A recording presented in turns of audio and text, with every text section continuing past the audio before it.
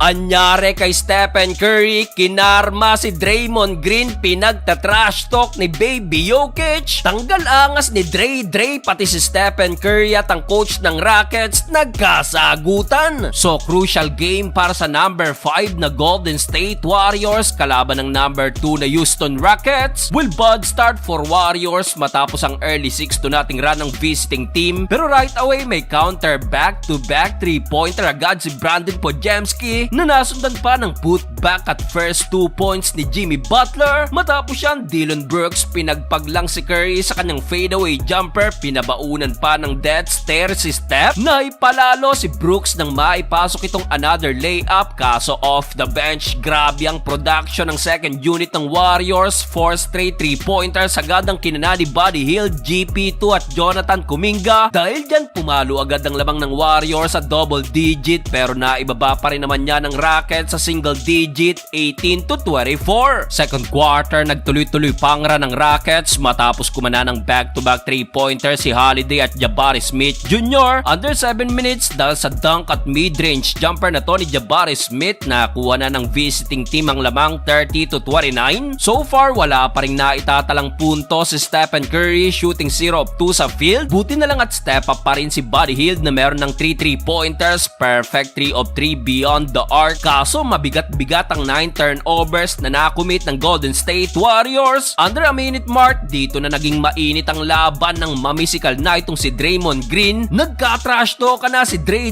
at Dillon Brooks. Matapos yan, si Alperen Sengun naman ang pinisikal ni Draymond Green. Dahil dyan technical na ang inabot ni Dre pero nang sumablay ang free throw, mas lalo pang nang asar itong si Green. Pero tila kinarma agad si Dre nang maipasok ni Sengun itong end 1, sinigawan sa muka si Draymond Green. Well, papatapos na ang first half nang finally nakascore na rin si Stephen Curry sa kanyang bailout 3-pointer. Sa dulo, nakuha pa ring mang-asar ni Draymond Green at papasok na lang ng tunnel ang both teams, pati si Curry at ang coach ng Rockets nagkasagutan na rin. Napakainit ng laban, kulang na lang magsuntukan, abante lang ng isang Rockets, 50-51. Start of the third quarter, Dillon Brooks mainit pa rin with another 3-pointer. Nasundan pa yan ng 200 dunk ni Sengun at end 1 ni Jalen Green. Gigil na gigil si Sengun kay Draymond Green. Heto't ipoposter pa silang dalawa ni Jimmy Butler. Heto pang masama para sa Warriors dahil dito nasungkit na rin ni Dre ang kanyang 5th personal foul nang magkasalubong na naman ang landas nila ni Sengun. Pinakain ba naman ng siko sa mukha ni Dre, flagrant foul penalty 1. Dahil dyan nakontrol tuloy ng Rockets ang laban at agad na natambakan ng double digit ang Warriors sa dakdak na to ni Dillon Brooks, 73-63. Pero still to the rescue pa rin sa Warriors si Buddy Hield na nagpakawala na naman ng back-to-back 3-pointer. Natapos nga lang ang third period, 7 pa rin ang lamang ng Rockets, 83-76, tatlong puntos pa rin si Stephen Curry. Fourth and final quarter, anyare kay Steph, alat pa rin shooting 1 of 9 sa field. Habang sa Rockets, dominated nila ang paint under 6 minutes, balik sa double digit ang lamang ng visiting team, 91-81. After nyan, mag-isang binubuhat pa rin ni Buddy Hield ang Warriors, kaso nasa momentum na si Jalen Green. Take over si JG sa crunch time with already 21 points. Sa uli, hindi na rin nakabalik pa ang Warriors, panalo ang Rockets. From 4th spot,